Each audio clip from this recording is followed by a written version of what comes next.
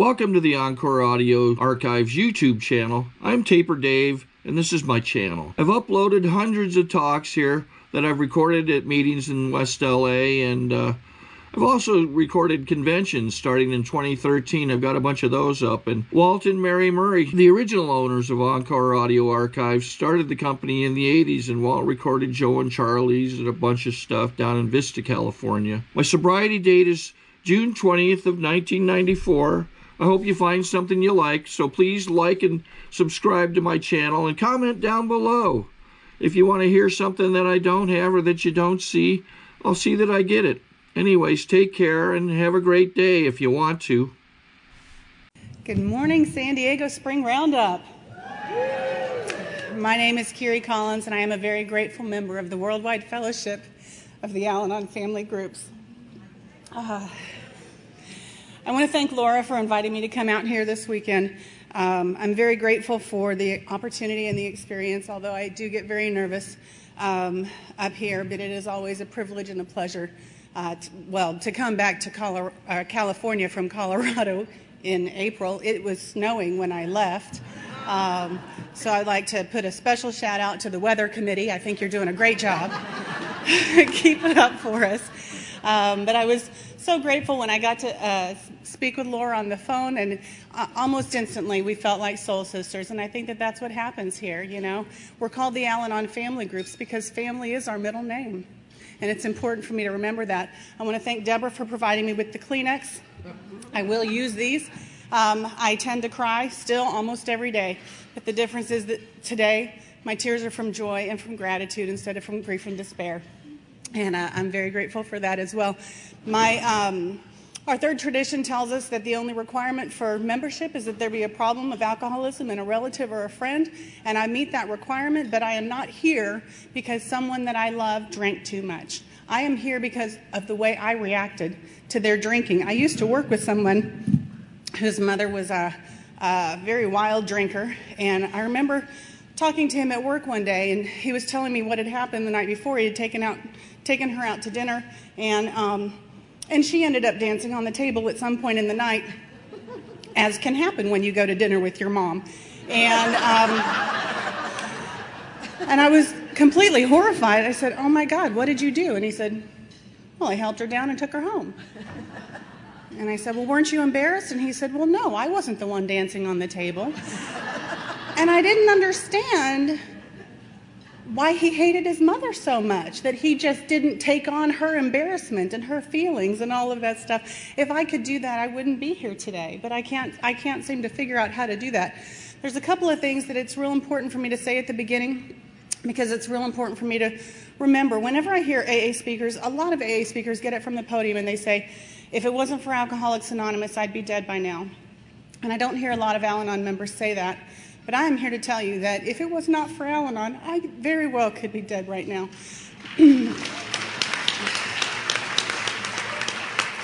I believe that this disease is just as deadly for us. When I think about all the times as a teenager that I contemplated suicide because I didn't know how to deal with the problems with which I was living, when I think about all the times that I got into a fight that ended up with stitches in my head because it got out of hand, all the times that I got in a car when he was too drunk to drive and I just didn't have it in me for another fight.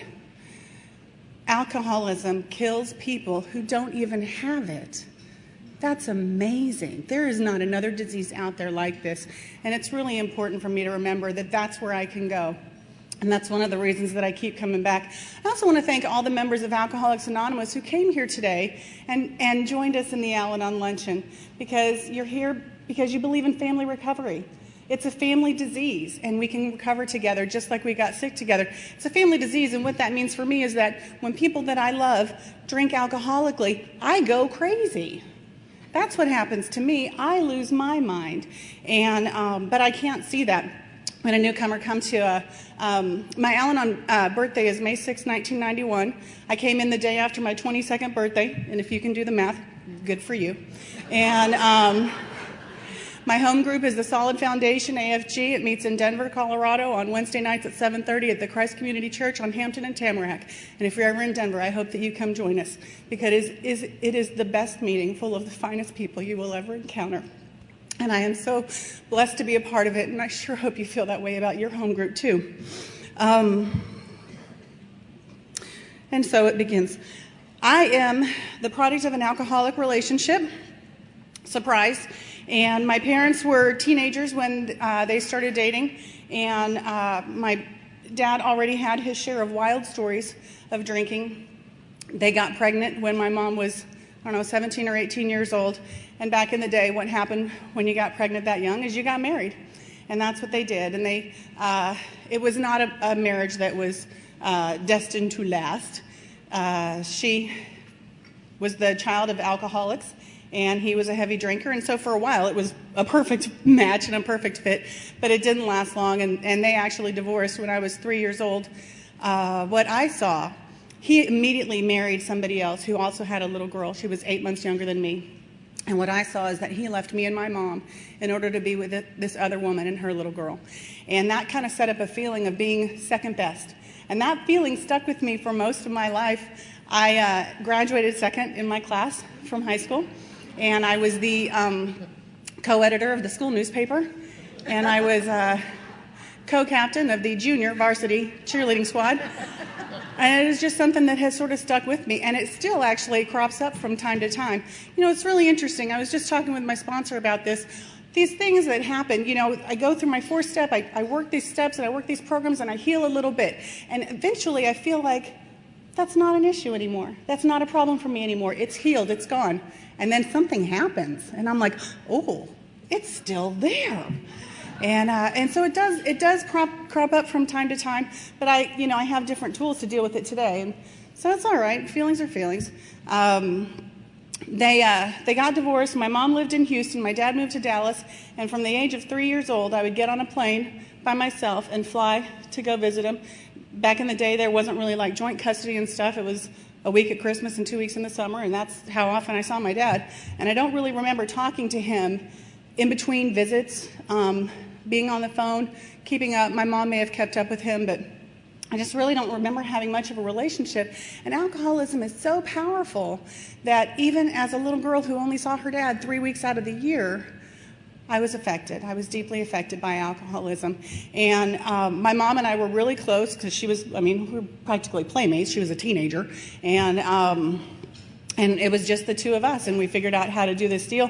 She was one of 7 children, and I'm not 100% sure. I said she's the child of an alcoholic. I don't know 100% for sure that my grandparents were alcoholics because neither one of them ever claimed that they were. But I do remember my grandmother. She always looked good. She vacuumed in pearls and heels. But I remember on more than one occasion her looking at the clock and saying, "It's afternoon, time for a drink," and she'd pour herself usually a Bloody Mary. And I remember that my grandfather always had 3 fingers of some brown liquid in a little round glass with ice, and I don't think it was apple juice. And I don't know what it was, but I loved them. I thought that they were wonderful, and my mom was the first of the 7 children to get divorced, and all my aunts and uncles kind of helped make up for some of the gap there. I had lots of male role models. I had lots of people who loved me. I had lots of people who showered me with gifts, and I never felt like I didn't have enough. We were really poor. I didn't even know that, but we were really poor. But I never felt like I didn't have enough there. But I didn't feel like enough. It didn't matter that there was all of this other stuff, including love coming from the outside. Love of your family does not protect you from the effects of alcoholism. Unfortunately, love is not enough. And when my mom was 8, when I was 8, my mom married the man that she was going to remarry. And at first it was fine. Everything was fine, but I didn't really, when they were moving on to like seriousness and they were going to get married, I didn't think that was such a great idea. I was not so super happy about that. And I think part of it was because I felt like, one more time, I'm second best. Now I'm not going to be number 1 in her life. I'd always been number 1. And but they ended up getting married, and they had a baby girl. And we moved to Colorado. I had grown up in Texas. And Texas is an interesting place to grow up if you're a little girl because we're socialized to be hospitable. We don't get angry. It doesn't, you're not allowed. I remember being told a lot of times, anytime I had a feeling, people would say, "Stop acting ugly." That was the thing. Anytime I had like anger or fear or sadness or any of that stuff. Stop acting ugly. Stop being so ugly. It was not something that was encouraged, feelings. But you also couldn't be happy. Like, I mean, you could be, sort of happy, but not too happy. Like, what are you so happy about? Like, just, a little, like regular happy. And so we moved to Colorado, and they started having babies. And I remember feeling there was a part of me that was like, oh, good, now I get to be part of a real family, right? There's a mom and a dad, couple of kids, and we would go out, and I would say, oh, I bet everybody's going to look at us and think that we're a real family. We'd go to church, we'd go to a restaurant, everybody's going to look at us and think that we're a real family. And one time my stepdad said to me, nobody's looking at us and thinking that. Now what I heard was, we're not a real family. You're not a part of this family. That's not what he meant. What he was speaking the truth. How many times did you walk down the street today and go, there's a real family? It doesn't happen. That's not what people were thinking, and that's what he was trying to tell me, but that's not what I heard. What I heard is that I wasn't a part of this family. I shared that story. I shared that story at a convention a couple months ago, and it was in LA, where I lived for a long time in my recovery, and one of my good friends was there, and he came up to me afterwards and he said, I see the pictures of you on Facebook, and I think to myself all the time, there's a real family, because I have one today. I hadn't really thought about that, but today I am. I'm part of a real family. I want to thank my husband for coming out with me. You will certainly hear more about him later. He is... No, not like that. He's actually, take a look, he's a normie. I say that, but he did marry me. So, water seeks its own level, He's as close to one as I found, though. So, there you go. And he's a really good man, and he's stuck with me. I'm not letting him go for sure. But anyway, so now I have this real family. But, I did feel like an outsider with my mom and my stepdad, and there was a part of me that wanted so much to be a part of this family, but there was a part of me that just really felt like an outsider. And the night of my 8th grade graduation, we got a call that my father was in the hospital and he had nearly died. And I'm not exactly sure what happened, but I know it has to do with his drinking and his smoking. And I sort of took that as my opportunity to make my first geographic. And I told my mom, I think I need to move back to Texas and live with my dad. He could die any time, and I don't even really know who he is. And she didn't want me to go, and I just insisted that I needed to go. And so I did, and moved down to Texas. It was the summer before my freshman year in high school, and that was the first time that I recall living in a house with active alcoholism. He had kept drinking. They started when they were teenagers, and he was already drinking really heavily at the time. He kept drinking. It doesn't get better in that amount of time. And so I got down there, and what happened for me in that year is my Al-Anonism really blossomed. It was like pouring Miracle Grow on all my defects of character. And it was a crazy household. I had never lived in anything like this. We would wake up in the middle of the night to these knockdown, drag-out, screaming fights. And we didn't even know what was going on. And they had 2 girls by this time. And so at the beginning of that school year, the other girls would come into my room. I was technically the oldest. The other girls would come into my room, and we would sit on the bed, and we would hold each other, and we would cry until they stopped fighting. And I'll tell you what, at the end of that school year, nobody went into anybody else's room. We all just stayed in our own rooms, and we cried by ourselves. Alcoholism destroys families. It destroys children's lives. We didn't know what we were dealing with. And at the end of that year, I decided I probably should go back to Colorado. My mom didn't really know what was going on. She thought I was, getting mad at her and running to Daddy and getting mad at Daddy and running back to her. And she said, you're welcome to come back, but if you do, this is where you're going to be till you graduate. And I said, that's good with me. It had gotten really bad that year. And just before I moved, my stepmom's best friend, my stepmom and my dad had decided that year that they were going to get divorced. And they thought that's why I was leaving. And my stepmom's best friend asked me if I felt bad for causing the end of their marriage. And I resented that for a long time. But I don't anymore, because I understand what was happening is they were doing the same thing that I did when I was living with active alcoholism. We got to blame something. it must be the daughter. She's a troublemaker. It's this job. If it wasn't so stressful, these friends are terrible people. We need to not be around them anymore. I have to find something to blame, because if I can't find something to blame, then I have to say it's alcoholism, and I don't know what to do with that. I don't know how to solve that problem. I did actually take that responsibility, though, because after I left, they stayed together for a while, for a few more years. They did end up getting divorced later. But then when I left and they didn't get divorced, I thought, oh, it must have been me. The problem was me.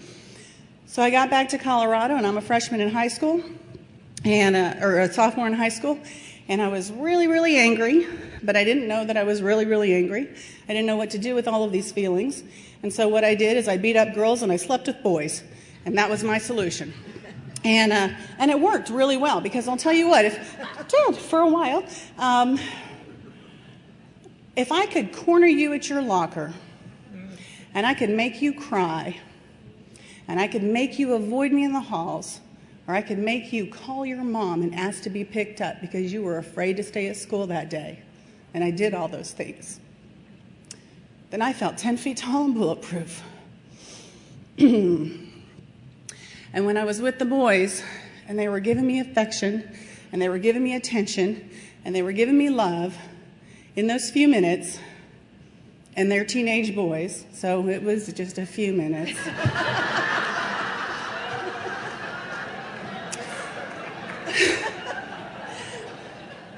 But in those few minutes, I felt loved, and I felt whole, and I felt okay. And I'll tell you one of the ways that I made amends to all those girls that I tortured. I didn't know most of their names, honestly. I would go to parties and get into fights and stuff like that, and I didn't know when I got into Al-Anon and I got to the 9th step, and I didn't know how I was going to make these things up. How could I possibly go back and make it right? I couldn't even find most of these girls, and I got the opportunity to sponsor Alateen. And I did that for 10 years in my recovery, and I got to love these girls, and I got to tell them that they were strong and they were beautiful and that life was going to be okay.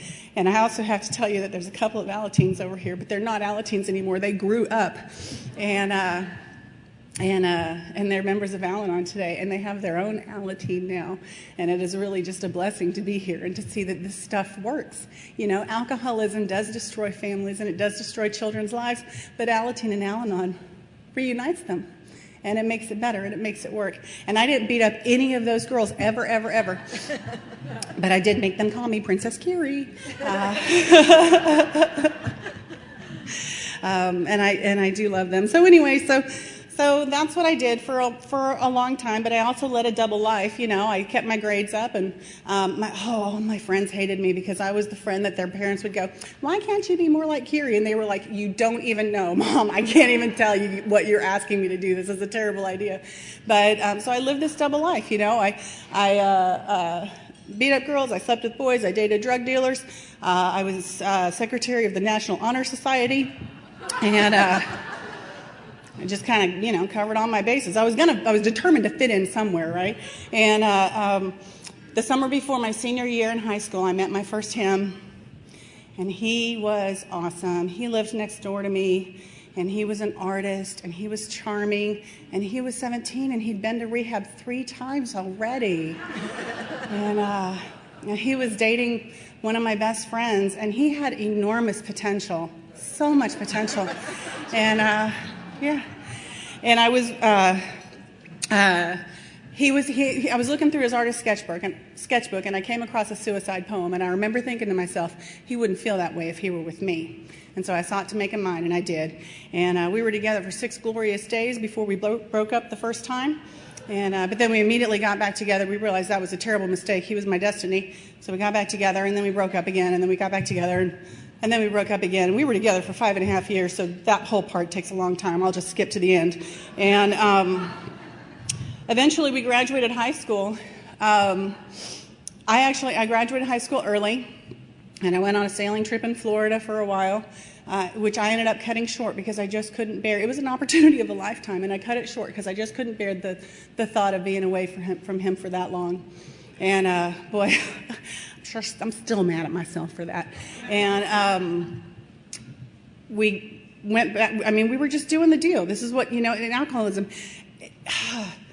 it was great at the beginning because alcoholics are awesome until they're not.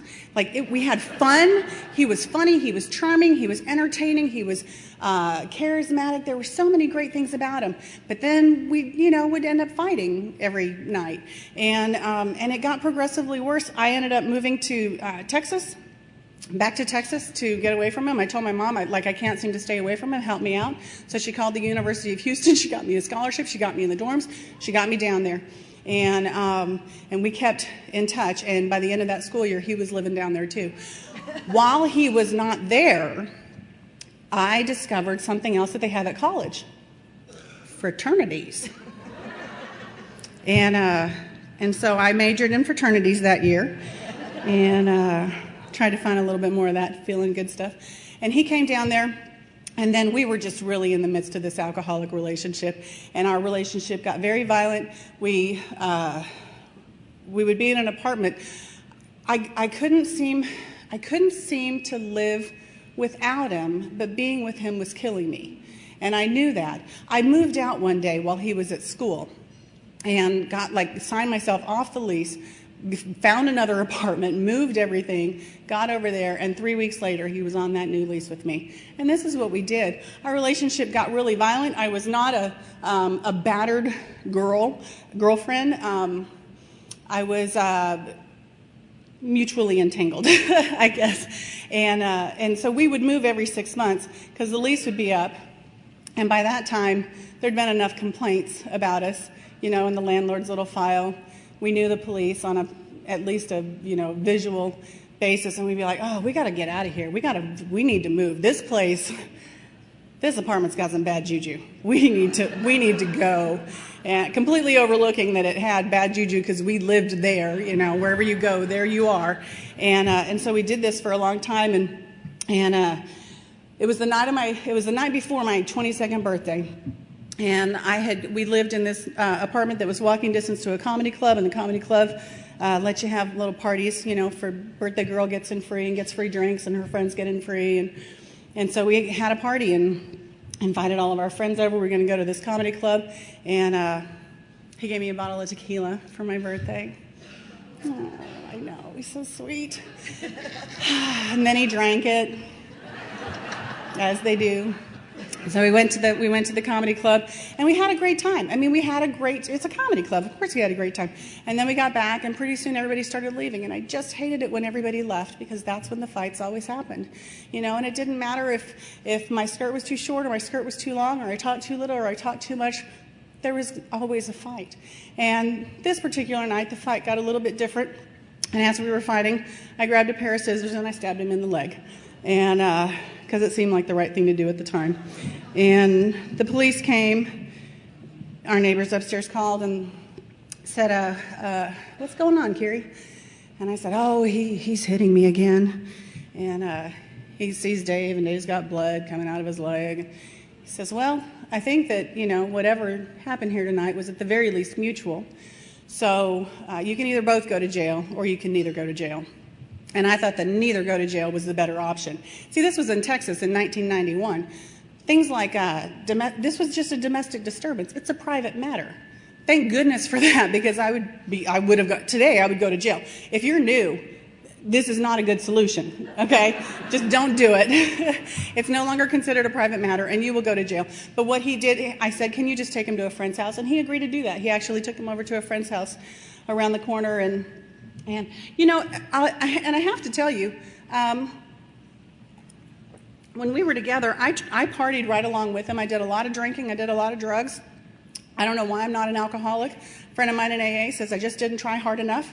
And I felt like I gave it a pretty good effort, but he said you just got to push past all of that stuff. But I wanted, he didn't seem to worry about the bills. He didn't seem to care if the neighbors called the police. He didn't care when the police came. He didn't care when he lost a job. None of that stuff seemed to matter to him. And I was worried all the time. I should tell you about the chart. So before this happened, we're going to backtrack a little bit. He's used to this. We take turns all the time, and you just got to follow along. And so when he was drinking, I tried really hard. I just wanted him to be able to drink like a normal person. And so I'm a researcher. I research things. So I research things. And one of the things that I learned was that if you drink every single day, you might be an alcoholic. And then I also learned that if you drink more than 2 drinks at a time, that you might be an alcoholic. And so I made a very helpful chart for him in which he could... See, some of you are laughing and some of you are going like, tell me more about this chart. So he could drink every other day, no more than 2 drinks a day. But I'm not a shrew. On the weekends, I want him to be able to relax. So on the weekends, he could drink both Friday and Saturday, and I even allowed him more than 2 drinks. I had heard that it takes the body approximately 1 hour to metabolize an alcoholic beverage, so he could have up to 4 drinks on each of those nights, as long as he didn't drink more than 1 per hour. And it was a very successful plan, as I'm sure you can imagine. He stuck to that chart. If you're new and you're not out of plans, sure, go ahead and give it a try. And we'll see you back here next year. Anyway, so he went to a friend's house, and I cried myself to sleep that night. And, you know what, one of the things that I forgot to tell you, after I moved back to Colorado, when I left my dad's house, I disowned my dad. I sent him a letter, and I basically said, you're a terrible dad. I do everything to keep this relationship together. You don't do anything to keep this relationship together. Hear any Al-Anon tendencies there? And when you're ready to show up and be a dad, you just let me know. You know where to find me. So I hadn't talked to my dad in a really long time. The next morning, I woke up, and it was my actual birthday. And I felt as low as I'd ever felt before in my entire life. And the only way I know how to describe it is I've heard that if you put a frog in boiling water, it will jump right out. But if you put a frog in regular water and turn on the heat, it will sit in that pot and boil to death. And that's what happened to me in alcoholism. If it had been like that at the beginning, the way it was at the end, I would have left immediately. But that's not what happens. It sneaks up on you. And one by one, little by little, 1 degree at a time, I got sicker and sicker and sicker. One by one, every single person who cared about me disappeared out of my life, fell away. No more friends, no more family talking to us anymore. I got disowned by my cousin at one point. And one by one, little by little, 1 degree at a time, all of my hopes, my aspirations, my dreams, my joys, every moral, everything that I believed in, everything that I stood for, everything that I wanted out of life disappeared. And I woke up that morning and I didn't know who I was looking at or how I had gotten to this place. How could this have happened to me? The only person in my family I still spoke with was my mother, and she didn't know what was going on in my home. I was too ashamed to tell her that I had dropped out of college and was living in a house where we beat each other. It's not what she envisioned for her little girl. And my phone rang that day. And it was my dad. He was calling me to wish me a happy birthday. And I didn't know it at the time, but he was a 1.5 years sober in Alcoholics Anonymous. He was trying to put his family back together. And even though I hadn't spoken to him, for some reason, I told him everything that was going on. And everything that I said, he just responded with, that sounds like alcoholism. That sounds like alcoholism. And the next day, I found myself in an Al-Anon meeting. And I felt home. If you're new, welcome home. I felt home in that Al-Anon meeting. And I don't remember what the topic was. I feel like it must have been something about the steps, because I bought a lot of books and I went home and I wrote all about the steps. And I'm sure it was very brilliant writing. It's unfortunate that I didn't submit it to Al-Anon for publication. But that's what. So there was something in there right from the steps. And I gotta say, in some of my meetings, I hear people, when newcomers come in, they say, "Oh, don't worry about the steps. Just latch onto the slogans." Please don't say that to any of the newcomers. That's like saying to somebody with a headache, "Don't worry about this aspirin that we're holding." You can listen to us talk about the aspirin, and you can watch us take the aspirin. Maybe in a year or so, we'll let you take the aspirin. Just let them take the aspirin now. Please encourage people to talk about the steps and to work the steps right from the very, very beginning. I feel like the steps were designed as a program of recovery. And that's what they did for me. They helped me recover from the effects of alcoholism, but there's so much more than that. They're a path of spiritual integrity that when I walk them, lead me into the arms of God. Why would I deny that to any newcomer? So somebody did say one time that the slogans are what we hold on to while we're taking the steps, and I thought that's the perfect use for them. So anyway, so I go into this Al-Anon meeting, and I cry the whole time. I can barely say my name. They pass a basket. I reach into my purse, and the woman next to me puts her hand on mine, and she says, "It's okay, honey. This first one's on us." It's like, that's great. And then after the meeting, everybody came up to me and welcomed me, and there was a woman who, I was thinking about this, at the time she seemed very old to me. And she's probably like my age now, because I was only 22 years old. And she said, I was back in Texas. I think I said that part. Back in Texas. It was 1991. She had big hair, and she had blue eyeshadow. And she says to me, "Oh, honey, you are so lucky to have found this program so young." To obtain additional copies, receive a free catalog of AA and Al-Anon talks, or to find out about our tape and CD of the Month Club, call Encore Audio Archives at 1-800-878-1308, or visit our website at www.12steptapes.com. And I thought that was the stupidest thing I had ever heard anybody say. Sorry to interrupt your viewing. Taper Dave here. Just wanted to take a second to ask you to like and subscribe to my channel. Let me know if you like what you're listening. I've got some very good talks here, and this one's a great one. Just curious, do you think this is better than Zoom? Tell me what you think. I was not coming to Al-Anon because it was not something I aspired to as a child. It's not something that I chose to do because Baskin-Robbins was out of Jamocha almond fudge ice cream. I was not feeling very lucky at the moment. I understand now what she meant, and I agree with her. But at the time, it sounded very crazy. And then she says, if you want your life to get different, there are 5 things you need to do. You go to meetings, get a sponsor, work the steps, be of service, and sponsor others. If you do those 5 things, your life will get different. She didn't even tell me that my life would get better, but I was okay with that. Different was good enough for me. And so I started doing those 5 things to the best of my ability. I still do those 5 things to the best of my ability. Some days I'm really, really good at it. Some days I'm really, really bad at it. And my boyfriend had actually gone to New Mexico to get sober with his brother, and the way they were going to try to do that is they would buy a 12-pack of beer every morning and then go fish on the lake and drink the beer and talk about how they both really needed to get sober. I did not know that that's what they were doing. I thought that he was actually getting sober. So then at the end of it, he came back, and then I couldn't really do Al-Anon quite as rigidly as I had been because, I sort of needed to keep an eye on him a little bit. And I hadn't gotten a sponsor at this time. I was really just using the books and going to meetings and reading the literature. But it was a start. It was a start. And then my dad made me an offer. He said, I had dropped out of college to help pay for my boyfriend to go to school. He never asked me to do that. I decided that was just the right thing to do. He was on my first 4-step about that. I resented him for this. He never asked me to do that. That was my very own brilliant idea. And so my dad said, "Why don't you move to California? And I'll help you get back to school." And I said, "Okay." And he said, "Dave can come with you, and we'll try to find him a job." And I said, "Okay." And so I got to California. I'm living in my dad's house. My dad was sober about 1.5 years. He was with a girlfriend who had less than a year's worth of sobriety. My boyfriend was dry, but didn't have any sort of program of recovery. And I was, sort of in Al-Anon for less than a year. It was a fun house to live in, let me tell you. And I didn't know what to do. I was really alone and really lonely, and so what I did is I just went to meetings. I just went to as many meetings as I could.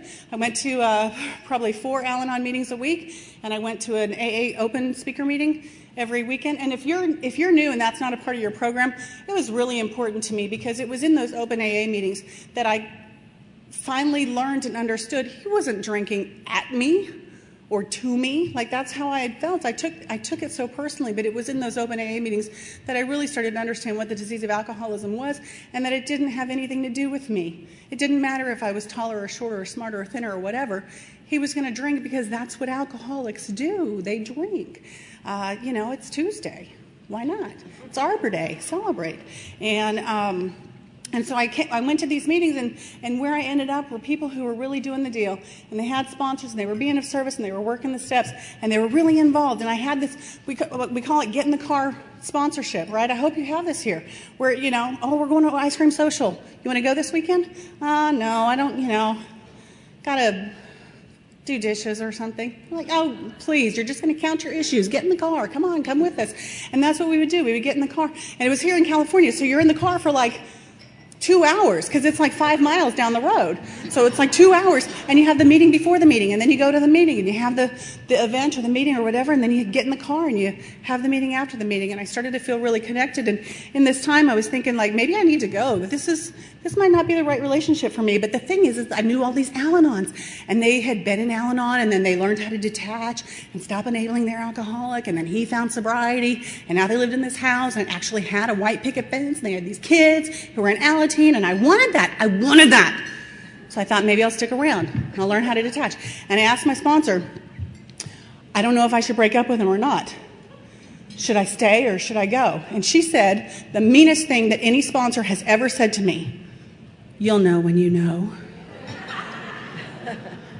That doesn't even make sense. I thought that was a terrible, awful thing to say. And but it's the key to sponsorship. Anybody who's new, all you have to do when you're talking to any of your sponsees is just say everything twice. It is what it is. You don't know what you don't know. If nothing changes, nothing changes. That's all, right? This is all, it's all you gotta do. And then they're like, oh my God, thank you, you're so wise.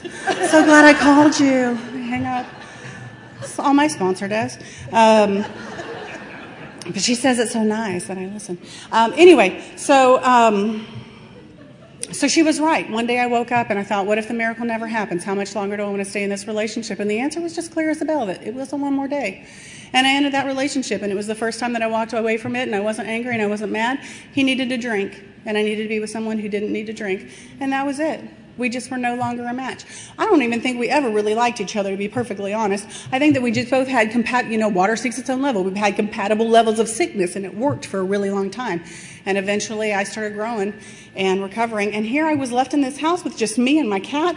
And I finally had to take responsibility, probably for the first time in my life, for my own happiness and my own mistakes. There wasn't anybody else to blame or to give credit to.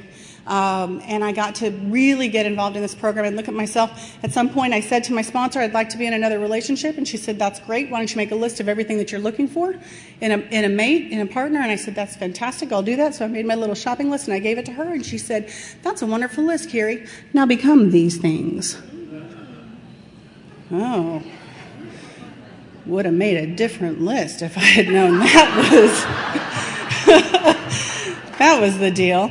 But water seeks its own level, right? And so if you want somebody who's got a great sense of humor, you gotta get a great sense of humor. If you want somebody who's spiritual, you gotta be spiritual. You want somebody who's kind, you gotta be kind. And I'm so lucky to have met this man. By the way, when we were dating, and I never intended to marry him, he was 23 and I was 30, and that was a very good match at the time. And I just thought we were going to be a summer fling. That's all I thought. And so I didn't have anything to hide. I always went, even after an Al-Anon, I would get into these relationships and I would think, this time I'm going to do things different. I'm going to be really honest. And I'm going to, I had all this stuff, but I was doing things different because I was still trying to control the outcome. This time I'm going to do things different so that it will work out, so that we can stay together, so that I can run off and live a happy life. I had already written the ending on our story. There wasn't going to be one. We were going to have a summer fling, and then he was going to go his way and I was going to go mine. So I didn't try to hide anything. I told him everything, way more than I would have if I thought he'd be sitting here today. But that's why he gets to sit here today. There aren't any secrets, like he knows. And at one point we were, I told him about Al-Anon, and he asked me, well, why do you still go to Al-Anon? Because my dad was sober and I wasn't with anybody who was an alcoholic. And he said, why do you still go? And so I told him the story about stabbing my boyfriend in the leg with a pair of scissors. And I said, since I've been going to Al-Anon, I just haven't really felt the need to do that. And he continues to be very supportive of my recovery today. So, is this the countdown for me? Really? Okay, that's good. I have a timer. I was saying that we should probably have like a setup like the Oscars where the mic shuts down and the music comes on and some guy like walks me off the stage, because although I do get really nervous coming here, I am my favorite topic. And I have a friend in AA who has a theme song, and it goes a little like this. I, me, I. And I adopted that as a theme song many, many years ago. Anyway, so I give this to my sponsor, and I make my list, and in the meantime, I just live my life. I just learn how to live a life. I discover who I am, and I try to start piecing things back together. And I'm living in California. We're not living in my dad's house. We hadn't for a long time. But I'm trying to piece things back together. I'm trying to figure out how to have a relationship with my dad. And we didn't really know each other. I mean, I didn't grow up around him. And I didn't know how to talk to him. He wanted to be a daddy, but I was grown up. I was very independent. I'd been on my own for a while. I didn't know how to be a good daughter to him. But we had this program. We could sit in a meeting together. We could talk about the steps. We could talk about higher power. We could talk about the traditions. And he would make me crazy. Actually, the Alateen meeting that I sponsored at Monday night started at 7 o'clock, and he attended an AA meeting right next door that started at 7:30. And so we would have our break like right when they were going. And once a week, every Monday, I got to see him as he was going up to his AA meeting. And he would make me crazy, and I would call my sponsor and complain about him, and she would say, don't you worry about what he needs to do to be a better dad. You worry about what you need to do to be a better daughter. Fine. So I would try to do that. I would just try to show up and be the best daughter. I would ask God the show me prayer. I was taught the show me prayer really young. Show me how to be the daughter that my dad needs today. Not the daughter that I want to be. Show me how to be the daughter that he needs. And we started to piece this relationship back together. Somewhere along the way, I met this man and we started dating. And he was very accepting of me. And eventually we decided that getting married would be a good thing. And I got to tell you, that dad that I had disowned when I was 14 years old walked me down the aisle on our wedding day. And my tough as nails cowboy dad cried when we did our father-daughter dance, and I absolutely loved that. And and when my first son was born, he was in the hospital in the middle of the night waiting for this new arrival, and that's a real blessing. So when Scott and I had been married for, and we got to give him his 10-year AA cake too. He asked, out of all the people in the world, he asked us to do it, and I was so honored and touched by that. We got to do that, and so Scott and I got married in 2001. Something I should probably tell you about. When we were engaged, I was offered to be to transfer in my company to New York City and be a project manager, and this is great. Project manager is actually the job that is perfect for every Al-Anon. The job description was to direct, manage, and control every aspect of this particular project. They're going to pay me to do this. I happen to have a natural gift. I'm your gal. And so we did. We moved to New York, and it happened to be 2001 when we were there. So we were there for September 11th. And fortunately, I'd been in Al-Anon for about 10 years, and I was so grateful. I was so grateful that everybody we knew and cared about was here in California, because there were a lot of people that saw a lot of grief and experienced a lot of loss that day, and that didn't have to be our story, and I'm very grateful for that. But it was, right after it happened, first thing we did, we're on the phone. We call people. We let people know that we're okay. Send out an email, and I started getting emails back from a lot of you, people who had forwarded my email. KYRIE's okay, and the first day we watched TV and we're just watching it over and over again. We're on the phone talking to people, and the second day we watch TV and we're watching over and over again, talking to people. And the third day he says, I can't do this anymore. I can't just keep watching this. And in New York, across the bottom of the TV screen, they're showing and reshowing and reshowing. But across the bottom of the TV screen, they were asking for certain things to be delivered to where the World Trade Center stood. Like we need socks for the K9 units and water and peanut butter and jelly sandwiches or whatever. So we see whatever it's asking for, and we decide, okay, let's go to the store and let's go get that stuff and take it over there. And by that time we were actually living across the river in New Jersey by the Statue of Liberty, and so we could see, where those towers had stood. And we get there to drop off all the stuff, and it's just a drop-off site that was near a pier where the boats come to take the stuff across, to take the supplies across. And we didn't have anything better to do. We did what you guys taught us here. We said, "Do you need any help? Can we be of service somehow?" And they said, "Absolutely, just come over." And it was such a good thing that we arrived, because they were so disorganized over there. They just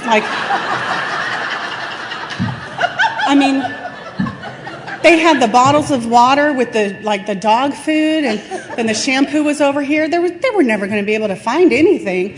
And so we got there, and we started building our little piles and sorting and stuff like that. And we were there most of the day helping, and through the day, more and more people just kept arriving. And at one point, a new car full of people arrives, and they're there to drop something off, and somebody says, "Who's in charge?" And 5 people turn and point at me. Yeah. Sometimes our defects of character can be helpful. Just don't do them in your relationships. Anyway, so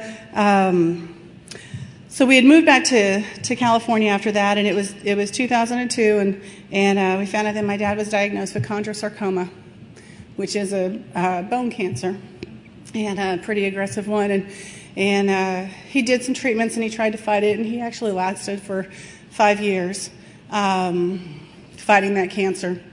And in that time, what happened, we moved to Colorado, and I had my second baby, and the boys and I would fly back to Colorado every 4 to 6 weeks to spend some time with my dad and let him see these boys growing up. And they amputated his leg as kind of a last-ditch effort to save his life. And then it was in April, and I went to my Monday night meeting, and my dad was in the hospital again. And I was thinking to myself, I think maybe I need to go back to California and see my dad. But I wasn't sure if this was God trying to speak to me or my own fears coming through. They're in my head. They sound the same to me a lot of the time, and I can't always tell. It's one of the reasons why I'm so grateful for you. I get to have these conversations. And when you and I sit down and talk together, there God is right in the midst. And he speaks through you to me so many times. So I went to my Monday night meeting, and afterwards I talked to a friend of mine, told her what was going on, and told her how I was feeling. And she said, "Well, if you need to go, you need to go." And see, she said it twice. She knows the trick. And I was like, well, maybe that's true. And then I was talking to another Al-Anon friend of mine afterwards, and he said, "Well, if you feel like you need to go, you need to go." And one of the things that I do know is if 2 people who weren't talking to each other told me the same thing, that's God really trying to get me a message. So I called my husband at 10 o'clock at night on the way home and said, I think we're going to drive to California tonight, so if you could pack the suitcases while I'm on my way back from the meeting, that would be great. And so we did. We packed the suitcases. He knows who he's married to. He's like, "What? Sure, we'll go to California tonight." And so we loaded up. I had my baby was not quite 1 year old, and my other son was 3.5. Yeah, 3.5. And we drove for 24 hours straight to get to California. And we got to the hospital about 5 minutes after visiting hours closed.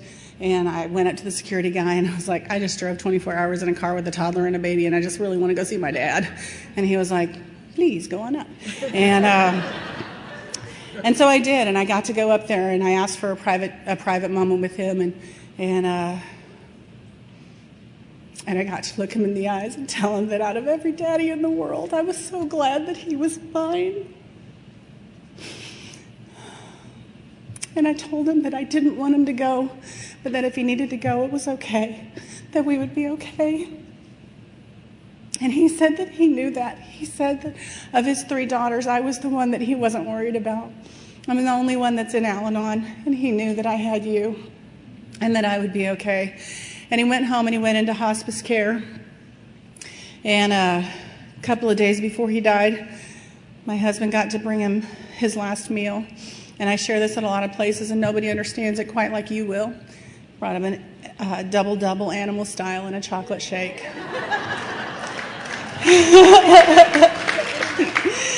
And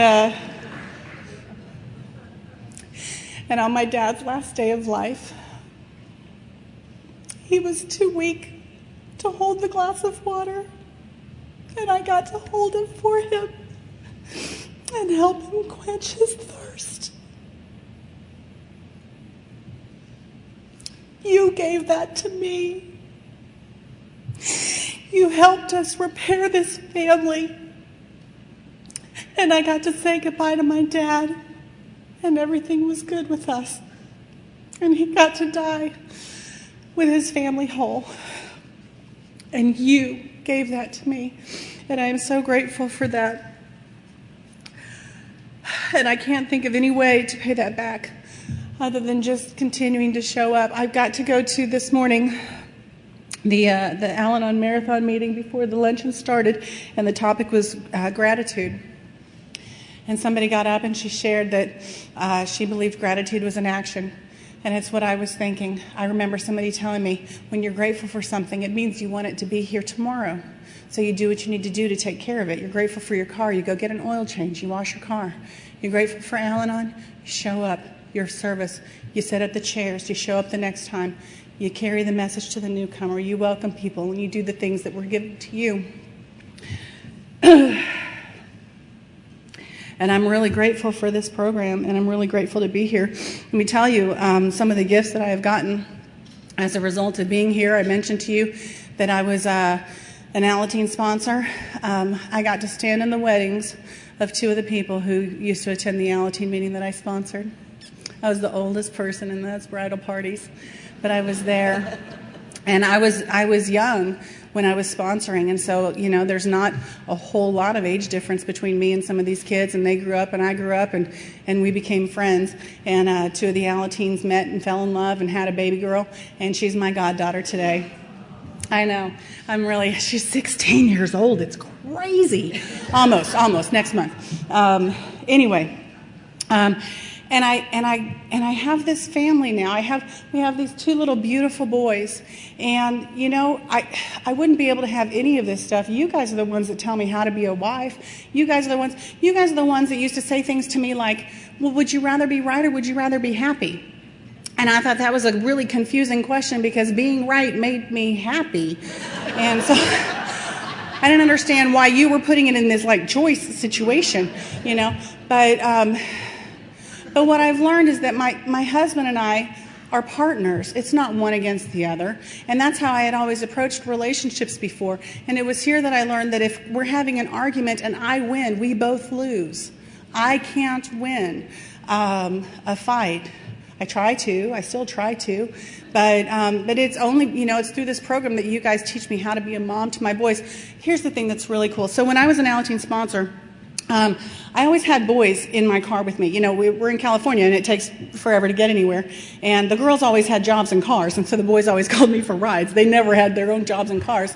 And so I always had a car full of boys anytime we went anywhere. And I didn't even know it. At the time, I thought I was being service to these kids. But I'm the mother of two boys. They're 8 and 11 now. And those kids in my car taught me how to talk to boys, taught me how to be a boy mom. My kids do parkour, and they're dirty, and they make sounds all the time.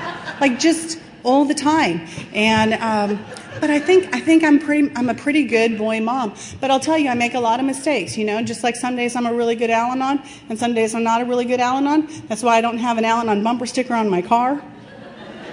Because some days I'm the message and some days I'm the warning. And I don't necessarily always want my message to be somebody's first knowledge of Al-Anon. And some days I'm a really good mom and some days I'm not. And, you know, there are times that I have yelled at these boys so loud that they have cried. There are times that I've yelled at these boys so loud that I have cried. And, but what's good is I know how to make amends. And I've sat down with my boys from the time that they were 2 years old and said, I'm really sorry. Mom messed up. How can I make things right with you? And when they were little, it was really easy because they'd be like, can we do a puzzle? Sure, we can do a puzzle. And one time my husband was out of town on a business trip, and this is when they were like maybe like a year and a half and 4. They were tiny little creatures.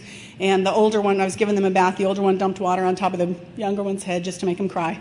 Because that's what brothers do, apparently. And I was so mad because I'd been by myself for a while. I hadn't slept. I was tired. It's hard, you know, having 2 little guys in the house. And I was so mad. And I took them out of the bathtub, and I picked up the 4-year-old, and I carried him by his arms, wet, and naked, dripping, all the way to his room. And I put him in his room, and I said, "You stay here. Don't you come out of this room." And I shut the door. And I went back, and I finished drying off the baby and put lotion in Jamie's diaper, whatever. And I'm coming out. We lived in a different house, and we had our bedroom over here, and then there was like a catwalk, and then my son's bedroom. And he must have been lying on the ground, looking out under the door, waiting for my feet, because as I rounded the catwalk, I hear, "Mommy?"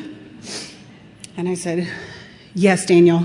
And he said, "Are you ready to say you're sorry to me now?"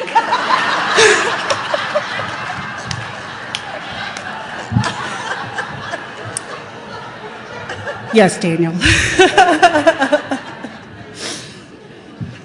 And they know they have a human mother.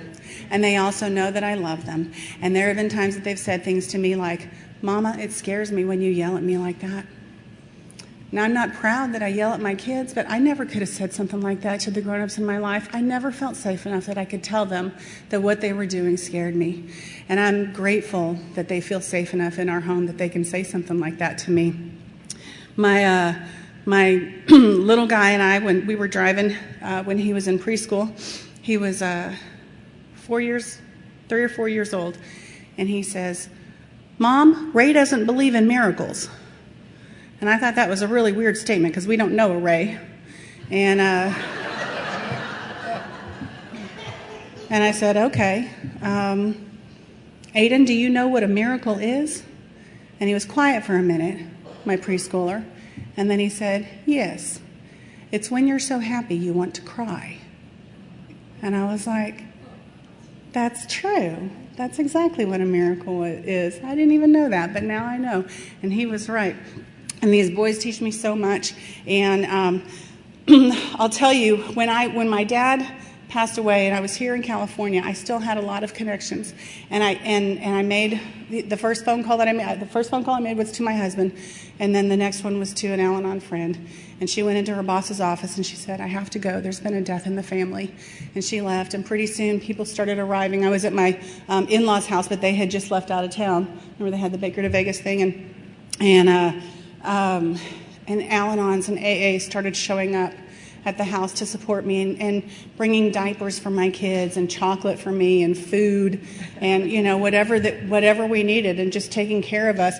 And you guys show me how to show up for you. I didn't know how to do that when I got here. I didn't know how to be a friend. I didn't know how to be a daughter. I didn't know how to be a wife for sure. I didn't know how to be a mother. And you guys showed me and continue to show me by your example. A couple summers ago, I broke my leg. I was on a mud run with my children and my husband. I apparently misread the year on my birth certificate and thought it was a good idea. And I broke my leg, and it was my right leg, and I ended up having to have surgery on it, and I was in a cast, and I couldn't drive for 8 weeks. And this was in Colorado, but when I got to Colorado, one of the first things that I started doing was going to Al-Anon meetings, because I knew that that's where my people were. And I started making relationships with people and showing up for you. And then what happened is you guys showed up for me. And I didn't have to prepare a meal for my family for 4 weeks. For 4 weeks, I just got to lay on the couch, and you guys showed up, and you brought meals for my family every night. And you took my kids to gymnastics, and you took me to meetings, and you brought meetings to my house. And this is what we do for each other. Called the Al-Anon family groups. Family is our middle name. This is what we do. I have a meeting once a month with the women that I sponsor, and we rotate somebody's houses, and it's a potluck. We share a meal together, because that's what families do. We break bread together. We share meals together, just like we did today. And I brought something I wanted to read to you guys that a sponsee just sent to me. It's a passage from The Velveteen Rabbit, which is not conference-approved literature for you newcomers. And it says, "He said you become. It takes a long time, and that's why it doesn't happen often to people who break easily or have sharp edges or who have to be carefully kept. Generally, by the time you're real, most of your hair has been loved off and your eyes drop out and you get loose in the joints and very shabby. But those things don't matter at all, because once you are real, you can't be ugly, except to people who don't understand. And I loved this passage because that's what happened for me. I got in here and I became real. I got to learn who I was. I got to build a relationship with a higher power. And through all of this process, I get to grow with you. I get to be a part of your lives. I get to show up instead of being in this situation where I was constantly comparing myself to others and I'm up here or you're down here, or vice versa. We just get to step off the ladder and stand together, shoulder to shoulder with each other in this spirit of recovery. And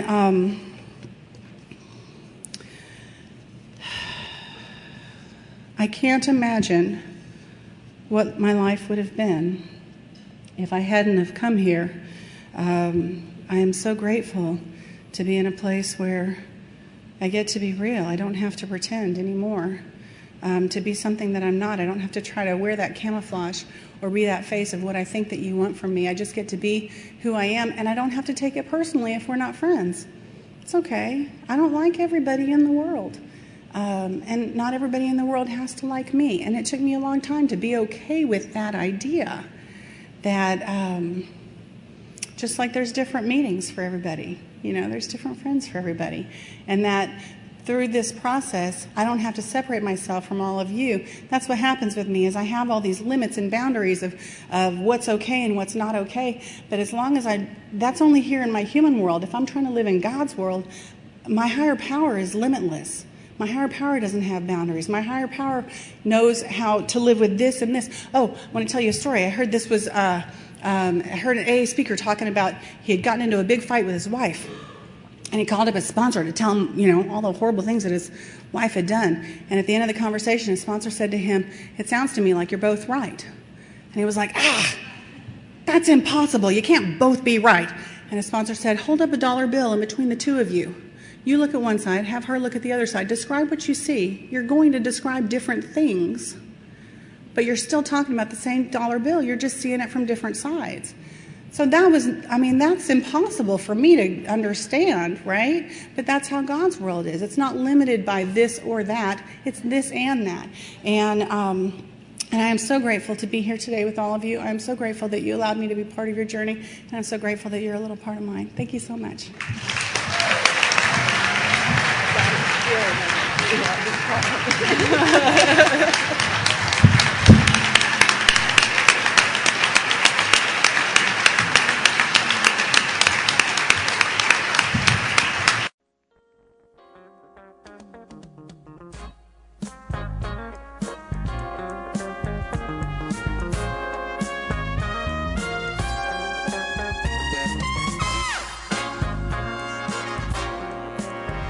We hope you've enjoyed this recording.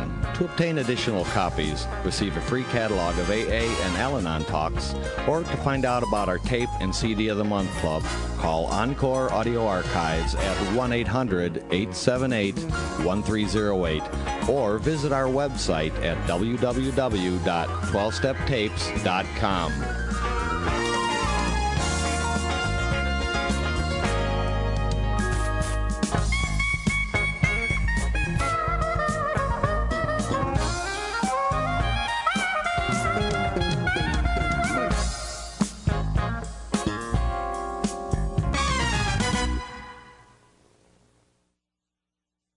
I think we got a great talk going on here. Thanks for watching the channel. Taper Dave here.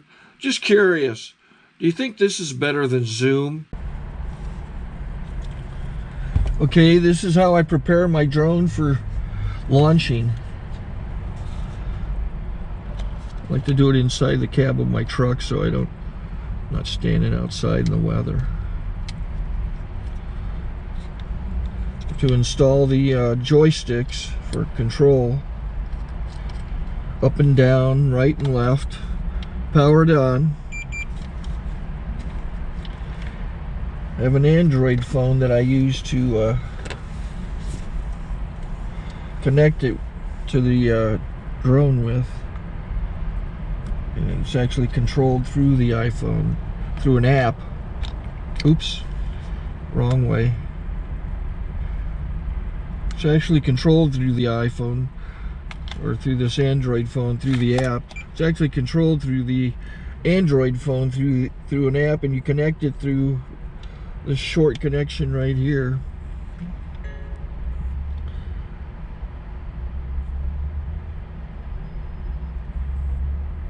Remote control connected. Remote control's connected.